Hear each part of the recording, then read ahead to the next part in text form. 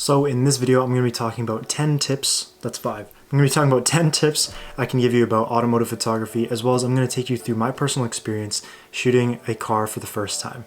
If there's a specific tip that you're looking for, you can check the description. I've left timestamps all throughout the video talking about the 10 different ones, so you can check down there. But other than that, let's get into the video.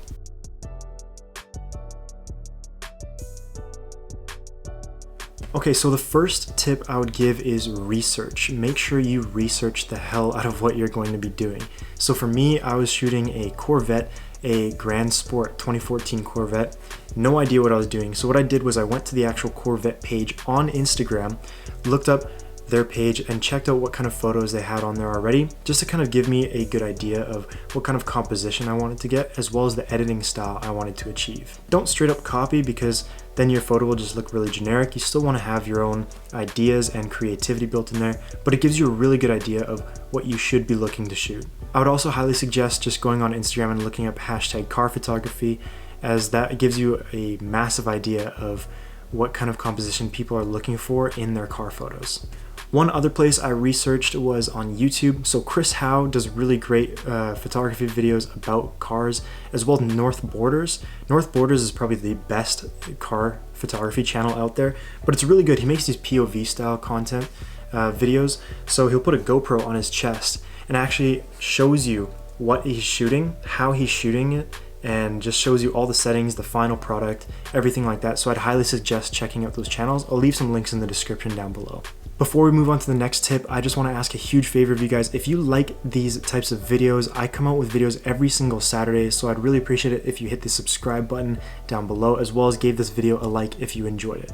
Anyways, back to the video. So tip number 2 is research location. Location is a huge thing in car photography. You're gonna want a really cool background for the car that you have. Some cars, like let's say you have a Honda Civic, it's not gonna look cool in a junkyard because that's just not what they're meant for. Whereas something like a Jeep, you're gonna want that outdoors because that is what it is made for. Whereas if you put a Jeep in, I don't know, a grocery store or something like that, it's just not gonna look as cool. It's not gonna suit the car. So make sure you have a good location for your car photography. When I went to go shoot this Corvette, I had no idea where I was going. I lucked out and was able to find an empty parking lot that actually ended up looking kind of cool in the background. But if I'd put a lot more research into my locations, I think it would have made the photos look a lot better. All you have to do to research locations for car photography is literally look up car photography in your area, like in your city, and a bunch of locations should either pop up on Google Images or just in Google in general. Sometimes they have lists. You can also hit up local photographers that you've seen, ask for their locations. Sometimes some people are secretive about it and they don't want to give you the locations, so don't get discouraged if they don't tell you, but it doesn't hurt to ask. And also the easiest way is literally laying on your bed and going on Google Maps and just looking up different areas and just kind of swiping through Google Maps in your general location, and that way sometimes you can find some really cool places. Alright, so tip number 3 is have a shot list. This is something I actually did. This kind of includes into the whole research aspect when you're looking up stuff on YouTube, Instagram, on Google, anything like that. Have a shot list. So this helps a lot because it tells you exactly what you need to do. If you don't know what a shot list is, it's basically just a list you make. You can make it on your phone in the Notes app or even on Google Docs or something like that. And it's literally a list of different photos you want to take of the car. So this is something I did. I researched what kind of photos I wanted to take of the car. What close-ups? Do I want something specifically of the seat? Do I want something specifically of the emblem? And I wrote all those specifics down because I didn't have a lot of time to shoot this car. I probably only had an hour or less. Sometimes you're on a time constraint and you need to get specific shots. Sometimes if you're shooting for a client, they need you to get specific things. But if you forget, you're screwed. So if you have it on a shot list, it makes it so much easier. You literally check off the boxes as you go, make sure you get the shots, and it just allows you to have everything you need in the end for both yourself or if you're shooting for a client, for the client. So when I was doing my research about car photography, there's one thing everybody said you needed, which is have a circular polarizing filter. You basically need one of these for car photography. If you're just starting out and you really don't want to spend the cash, then you can get away with not having one. But for 25 bucks on Amazon, I would 1000% recommend these. Basically, what a circular polarizer does is it attaches to your lens like this, just screws on, and this little bit here, you just twist, and it manipulates the reflection on the actual car. Because cars are basically just gigantic mirrors. They reflect everything. It just looks a lot better, and it's straight out of camera. So a 1000% tip number 4, I would highly suggest get a circular polarizer. So tip number 5, everybody wants to know this: how do I get a car to shoot?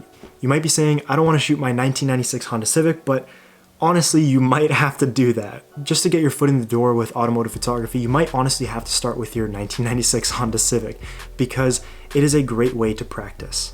But if you really want to get the sports car right away, there's a few things I can tell you, a few tips as to how you can get those things. So the first way is to ask friends and family, and that's what I did. Luckily, I had a friend who actually owns the Corvette, and they were so nice and allowed me to shoot their car for them for free. I did it for free, of course, because, you know, it was benefiting me. They didn't need the car photos done, so I asked for it because I wanted it out of my portfolio. They were kind enough to say yes, and so I was able to shoot a Corvette. If you truly don't know any friends or family who have a sports car, one of the greatest ways I would suggest going to find cool cars is going out to car meets. So for me, in my city, there's a lot of car meets in the general area. There's one even at a McDonald's that happens pretty much every Thursday, but I would highly suggest you go and look up online any local car meets. Most people there are taking photos of cars anyway, so you won't look weird bringing your camera and taking photos of strangers' cars. And the other great thing is you can literally walk up to the owners of the cars and say, hey, look, I'm trying to build my portfolio. Would you ever be willing to do a one-on-one shoot? And you know, some of them might be a little hesitant and not want to give you their number, and they might be a bit hesitant to let you shoot their car. But there's a lot of nice people at these car meets as well, and sometimes they want photos of their car taken anyway, and if you can offer a professional service, then they'll do it for you a lot of the time. All right, so tip number 6, we're gonna be talking about gear, which is my favorite topic personally. So if you have a crop sensor camera, you're gonna be wanting to shoot on a 50mm lens or something even more cropped in like an 85. The reason for this is because 50mm is gonna be equivalent to about 80mm on a full frame camera. This is gonna give you the cleanest look. It's gonna make your car look normal. It's not gonna be distorted. If you use anything wider, a lot of the time it can make the car look distorted and it won't actually give an accurate shape of the car. Sometimes people want that distorted look, which is fine if that's what you're going for, but I would highly suggest using a 50mm, which is what I've been using, or something even higher than that. And if you're using a full frame camera, you're gonna wanna use something about 70mm to get that same look where your car looks normal and not distorted. Coming into tip number 7, I think, is using a telephoto lens. This is gonna give you a really interesting look. A lot of the time you might not notice it, but the photos you see on Instagram taken of cars, a lot of the time are taken with telephoto lenses. Zooming into something like 200mm for a car photo is gonna bring that background a lot closer in the image, giving you that really nice compression, and it's still gonna keep the car looking really, really nice. It also just gives a really interesting look to your photos and kind of different from everybody else's who are going to be using a standard lens like a 50mm. If you own a telephoto lens and you're starting out in car photography, 100% I would say use it. If you're just starting in car photography and this is all you have, don't go out and buy a telephoto lens. A lot of the time they're incredibly, incredibly expensive. Use what you have, but like I said before, stick with 50mm or higher. So moving on to tip number 8, I would say do not use a super shallow depth of field. Now, everybody in their photos wants to get that blurry background, use that f1.8 aperture because that's what they have on their lens and it'll get you that nice blurry bokeh background, but you're wrong. The reason I say don't use a shallow depth of field like f1.8 is because it's going to get only a certain portion of the car in focus and the other part of the car out of focus. If you're shooting a car at f1.8, a lot of time what will happen is that you'll get something like the headlight in focus or maybe just the wheel in focus, and then anything after that, like the back end of the car, is gonna start to look out of focus. And you want your whole image looking sharp. So what I'd suggest is using something like f4. That way you're still getting somewhat of a blurry background, especially if you are using a telephoto lens, you're gonna get that blurry background no matter what because of that compression.